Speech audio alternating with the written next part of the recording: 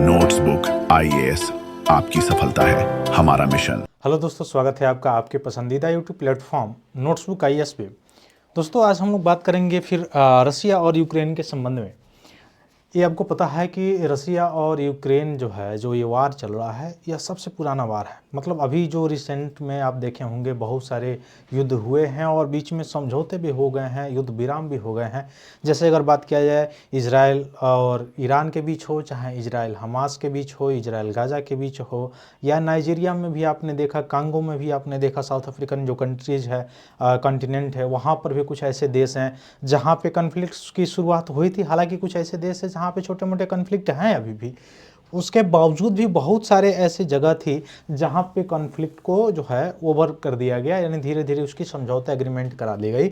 उसके साथ आपने ये भी देखा भारत पाकिस्तान के बीच में भी हुआ था, और हाल फिलहाल में साउथ ईस्ट एशिया की तरफ भी आपको ये कॉन्फ्लिक्ट जो है होता हुआ नज़र आ रहा था, जैसे कंबोडिया और थाईलैंड के बीच में, है ना। तो ठीक, यह उन सब में भी, उन सभी जितना भी कॉन्फ्लिक्ट शुरू हुआ है अभी हाल फिलहाल में, उन सब में सबसे ज़्यादा पुराना अगर कोई कॉन्फ्लिक्ट है तो है रसिया और यूक्रेन का जो कॉन्फ्लिक्ट है वो है। अब आपको पता है कि रसिया और यूक्रेन का कॉन्फ्लिक्ट की शुरुआत कब से हुई है, क्यों हुई है, कारण क्या है, यह ऑलरेडी आप लोग जान चुके हैं। मुख्य रूप से उसमें भूमिका नाटो का है, पश्चिमी देशों का है, यूएसए का है, इसमें इन सभी का हाथ है। और इसके चलते आपको दिखाई दे रहा है कि यह युद्ध ऐसा खींचता हुआ चला हुआ, अब मतलब खींचता हुआ चला जा रहा है, और अभी मतलब कोई ऐसा प्रेडिक्ट नहीं है कि इसका कब अंत हो जाएगा या कब इसकी समझौता हो जाएगी, ऐसी कोई प्रेडिक्ट नहीं है।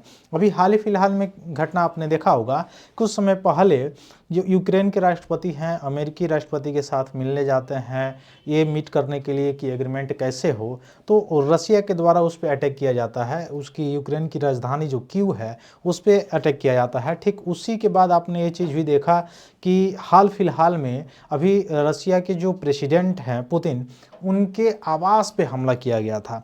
आवास पे हमला किया गया था। अब किसके द्वारा किया गया था? अब इधर से रसिया के द्वारा तो ये बताया जा रहा था कि यह कार्रवाई, यह जो हमला है यह यूक्रेन के द्वारा किया गया है, जबकि यूक्रेन ने डायरेक्ट बताया कि यह किसी भी, मतलब यूक्रेन के द्वारा ये जो है कार्रवाई नहीं की गई है, ये हमला जो है नहीं किया गया है ना। इवन यूएसए के द्वारा भी कहा गया, हालांकि बहुत सारे ऐसे नेशंस थे जिनके द्वारा ये जो है निंदा इसकी की गई। लेकिन उसके बावजूद क्या आपको लगता है कि रसिया बिल्कुल चुप बैठेगा, जो कि खुद उसके राष्ट्रपति के आवास पे, हाउस पे क्या हुआ है, वहाँ पे अटैक हुआ था कुछ समय पहले, तो क्या वह उस ऐसे हाथ पे हाथ रख के बैठा रहेगा? ऐसा तो हो ही नहीं सकता है। तो अभी हाल फिलहाल में आपने देखा जो 10 गुना स्पीड वाला ऑरेंसिक मिसाइल जो है इसका परीक्षण किया हुआ है रसिया। अब ये ऑरेंसिक मिसाइल की क्या विशेषता है, मुख्य रूप से किस तरह से काम करता है, इसके बारे में भी हम लोगों को देखना है आगे। वेनेजुएला को, या अभी भारत में भी जो ऑपरेशन सिंदूर हुआ था उसके दौरान जो इंडो पाक युद्ध हो रहा था, उसमें आपने देखा है कि S-400 S-300 का कैसे यूज हो रहा था। हालांकि रसिया के पास S-500 है और S-400 S-300 भी वहीं से भारत जो है वह मुख्य रूप से लिया हुआ था, ठीक ना। तो जिसको सुदर्शन कहा जा रहा था, ठीक ना। तो रसिया के पास जो है यह भी सारी सिस्टम्स हैं, और मिसाइल का भी परीक्षण किया है। 10 गुना स्पीड वाला जो मिसाइल है जिसका नाम है ओरेस्निक मिसाइल। तो आपको प्रीलिम्स में पूछा जा सकता है खासकर कि ओरेस्निक जो मिसाइल्स है, अगर आपसे पूछा जाए कि ओरेस्निक मिसाइल यह कहाँ पे है तो आप क्या बताएंगे? तो सीधे, या किसका मिसाइल है, तो रसिया का मिसाइल है, ठीक ना। सीधे सीधे आपको यही बताना होगा। तो ओरेस्निक मिसाइल जो है यह क्यों इसका परीक्षण कर रहा है, इसके कई कारण है ना। ऐसा नहीं कि केवल यूक्रेन पे युद्ध करने के लिए कर रहा है। देखिए, कोई भी देश आप देख रहे होंगे, खासकर यूएसए में भी आपने देखा होगा, हालांकि यूएसए आज से नहीं बहुत पहले से ही अपने जो रक्षा बजट है उस पर खर्च करता है ना। इवन भारत में भी आपने देखा होगा, जब ऑपरेशन सिंदूर हुआ उसके बाद बहुत सारे जो बजट है, रक्षा बजट जो है उसमें बढ़ावा, मतलब बढ़ोतरी की गई है, बढ़ावा दिया गया है, ठीक ना। तो रक्षा बजट में जो बढ़ावा देना हो गया, या अपने जो उपकरण है, वेपन्स है, उसको मजबूत करना, यह एक तरह से आत्म सुरक्षा का भी एक तरह से चीज़ें होती हैं। जैसे अगर कोई स्ट्रांग होता है, मजबूत होता है, तो ऐसे भी युद्ध जो है टल जाता है ना, उसके चलते भी युद्ध टल जाता है। तो ये सारी चीज़ें होती हैं। तो Russia fires hypersonic missiles at the target in Ukraine near NATO border. NATO के बॉर्डर पे जो है वह टारगेट किया है, या हाइपरसोनिक मिसाइल्स है। अब देखिए, मिसाइल्स के 3 श्रेणी आपने देखा होगा, वह 3 श्रेणी कौन कौन से होते हैं। एक जो है एक जो है क्रूज मिसाइल होगा, एक जो है आपको दिखाई देगा हाइपरसोनिक मिसाइल होगा, और एक जो होगा वह सुपरसोनिक मिसाइल होगा, है ना। तो 3 जो है श्रेणी आपको दिखाई देगा, क्रूज मिसाइल्स, हाइपरसोनिक मिसाइल और सुपरसोनिक मिसाइल। तो इसमें से यह जो अभी टेस्टिंग चल रही थी उसमें हाइपरसोनिक मिसाइल्स जो है यह टारगेट किया गया है नाटो के बॉर्डर पर यूक्रेन के पास में, ठीक ना। किसके द्वारा किया गया है? रसिया के द्वारा किया गया है। ये आपको पूरा कन्फ्लिक्ट का बैकग्राउंड आपको पता है, इसलिए मैं इसके बैकग्राउंड पर नहीं जा रहा हूँ, इसके बैकग्राउंड को मैं नहीं बता रहा हूँ, क्योंकि इसका जब से कन्फ्लिक्ट चल रहा है, आज से 3 साल 4 साल जो भी है, उसमें जितनी भी जानकारियाँ हैं यह सभी लोगों के पास पता है, चाहे वह मतलब मुख्य रूप से पढ़ने लाइन में हो या ना हो, फिर भी पता है। आप ग्रामीण क्षेत्रों में भी चले जाएंगे तो दूर दराज इलाके में बैठे हुए लोगों के पास भी इसके पास जानकारी है। और अब भारतीय मीडिया तो खैर उसका कोई जोड़ ही नहीं है, आपको पता है। जैसे उस समय आपने देखा होगा जो अभिनंदन थे, जब उनकी वो हुई थी मतलब वो प्लेन क्रैश हुआ था, तो उस समय जो है उनका घर भी दिखा दिया था भारतीय मीडिया, है ना। तो भारतीय मीडिया का कोई जोड़ है ही नहीं। अभी आपने देखा होगा कि पुतिन का इंटरव्यू भी ले रहे थे कुछ लोग, ठीक। तो Russia just use its new hypersonic missiles against Ukraine, यार तो what to do know about the Oreshnik इसका नाम है। तो ये ओरेस्निक आपसे पूछा जा सकता है किसका मिसाइल है, रसिया का है, किस तरह का है, हाइपरसोनिक मिसाइल। अच्छा, हाइपरसोनिक मिसाइल क्या होता है? तो जिसकी गति जो होती है, जिसकी मोशंस जो होती है वह 3 मैक से ज़्यादा होती है, 3 मैक से ज़्यादा होती है, उसको कहा जाता है क्या? हाइपरसोनिक मिसाइल, है ना। क्या कहा जाता है? हाइपरसोनिक मिसाइल्स कहा जाता है, ठीक ना। तो ये हाइपरसोनिक्स मिसाइल्स का मुख्य रूप से यह इस तरह से टारगेटिंग किया गया है, किसके द्वारा? रसिया के द्वारा किया गया है, ठीक ना।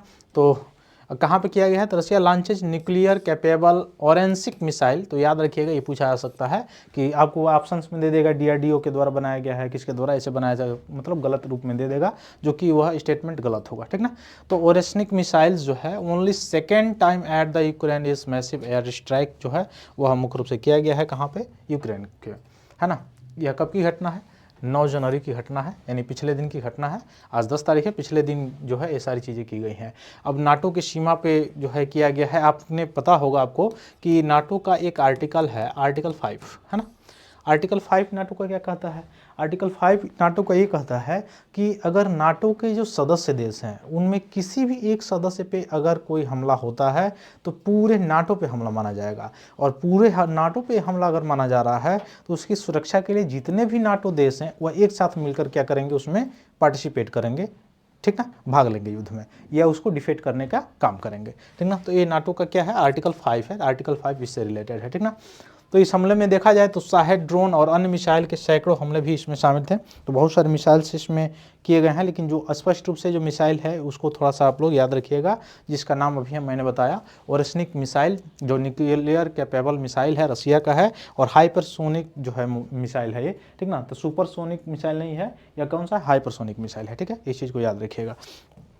फिर आगे अगर बात किया जाए गति और ध्वनि से कितना गुना यह मुख्य रूप से ज़्यादा चलेगा, तो वो ऑरेंसिक मिसाइल जो है हाइपरसोनिक और बैलिस्टिक मिसाइल है, यानी ध्वनि की गति से कहीं अधिक गति से यात्रा करेगा, ठीक है। मिसाइल लगभग 10 मैक की गति तक पहुंचने का ये काम करेगा, और इसकी गति लगभग 10 गुना यानी 13,000 किलोमीटर प्रति घंटा या 8,000 मील प्रति घंटा की गति से ये कम जो है इसकी गति है, यह मुख्य रूप से चलने का काम करेगी, ठीक ना। तो मैक 10 का मतलब क्या हो गया? मैक 10 का मतलब कि सिर्फ बहुत तेज़ी नहीं, बल्कि इसका मतलब हो गया कि साउंड्स की जो गति होती है उससे भी ज़्यादा तेज चलेगा। अच्छा, साउंड्स की गति की अगर बात किया जाए तो जो साउंड्स होता है, जो ध्वनि होता है, वह माध्यम में ही चल सकता है, अर्थात उसको चलने के लिए किसकी आवश्यकता है? माध्यम की आवश्यकता है। जब उसको माध्यम नहीं मिलेगा तो साउंड्स जो है वह गति नहीं कर सकता है, मोशन नहीं कर सकता है, अर्थात उसको चलने के लिए माध्यम की आवश्यकता होगी। तो माध्यम में कौन कौन से माध्यम आपको पता है? एक ठोस माध्यम हो गया, एक द्रव माध्यम होगा, और एक गैस माध्यम होगा। यानी जहाँ निर्वात हो, जहाँ बिल्कुल माध्यम न हो, जहाँ न ठोस माध्यम हो, न द्रव माध्यम हो, ना ही गैस माध्यम हो, वहाँ पे ध्वनि जो है नहीं चल सकती है, ध्वनि जो मुख्य रूप से संचारित नहीं हो सकती है। ध्वनि वहीं पर संचारित हो सकती है वहाँ जहाँ पे ठोस, द्रव और गैस माध्यम हो, अर्थात तीनों में से कोई एक माध्यम वहाँ मौजूद हो, ठीक ना। और वही प्रकाश की अगर बात किया जाए तो प्रकाश जो है वह किसी भी माध्यम या ना माध्यम हो उसमें भी प्रकाश जो है संचरित हो सकता है। जैसे अंतरिक्ष में आप देखते हैं प्रकाश संचरित होता है तभी तो पृथ्वी पे आता है। तो प्रकाश की संचरण होने के लिए, गति करने के लिए किसी माध्यम की आवश्यकता नहीं होती है, बल्कि ध्वनि की जो है गति करने के लिए क्या होती है, माध्यम की आवश्यकता होती है। ठीक है, तो इसको थोड़ा सा आप लोग याद रखेंगे। अब इसको टाइप और डिजाइन कैसे किया गया है, तो ओरेंसिक रूसी भाषा में कहा जाता है हेजल वृक्ष, मतलब मध्यम दूरी की बैलिस्टिक मिसाइल के रूप में इसको वर्गीकृत किया गया है। जो ओरेंसिक मिसाइल है जो एक प्रकार का हाइपरसोनिक मिसाइल है। कौन सा मिसाइल है, हाइपरसोनिक मिसाइल है। ठीक ना, तो RS-26 रूवेज बैलिस्टिक मिसाइल प्लेटफॉर्म पर आधारित है। ठीक ना, और किस तरह का है, तो ये हेजल वृक्ष इसका रूसी भाषा में नाम है और बैलिस्टिक मिसाइल है। ठीक ना, तो दो तरह के मिसाइल आप देखे होंगे, एक क्रूज मिसाइल्स और एक बैलिस्टिक मिसाइल्स। आप कमेंट बॉक्स में बताएंगे कि बैलिस्टिक्स और क्रूज मिसाइल में अंतर क्या होता है। ठीक ना, क्रूज मिसाइल्स के में कौन से रॉकेट का प्रयोग किया जाता है और बैलिस्टिक मिसाइल में कौन से रॉकेट का प्रयोग किया जाता है। जो बैलिस्टिक मिसाइल्स होते हैं उसमें और क्रूज मिसाइल में ये मुख्यतः अंतर क्या होता है, मेन डिफरेंस क्या होता है, जरूर कमेंट बॉक्स में बताइएगा। बिल्कुल हम देखेंगे नेक्स्ट डे कि क्या आपकी राय है या क्या आपके इसके बारे में जानकारी है ना।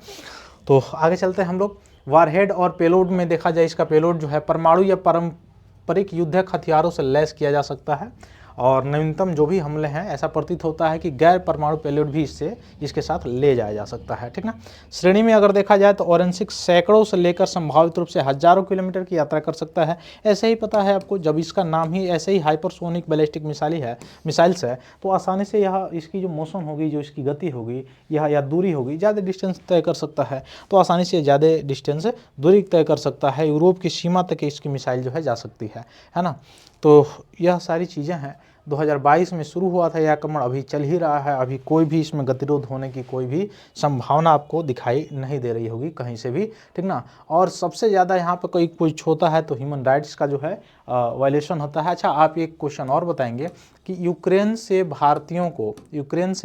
भारतीयों को वापस लाने के लिए भारत सरकार के द्वारा कौन सा ऑपरेशन चलाया गया, पहला क्वेश्चन। दूसरा क्वेश्चन आप नोट कीजिए, ये भी क्वेश्चन का आंसर आपको कमेंट बॉक्स में देना है। यह क्वेश्चन ये है कि ऑपरेशन महाकाल या ऑपरेशन शिव शक्ति है ना, कहाँ पे चलाया गया। ठीक ना, किसके लिए चलाया गया। ठीक है, इसको थोड़ा सा आप लोग जरूर बताएंगे। ठीक, तो इससे संबंधित चीज़ें थी लगभग 10 मैक की गति से, और MIRV क्षमता इसे एक दूरजन प्रणाली बनाने का काम करती है। तो ये मुख्य रूप से मैंने बताया कि इसका क्या कैसे डिजाइन किया गया है, इसके बारे में मैंने बता दिया है।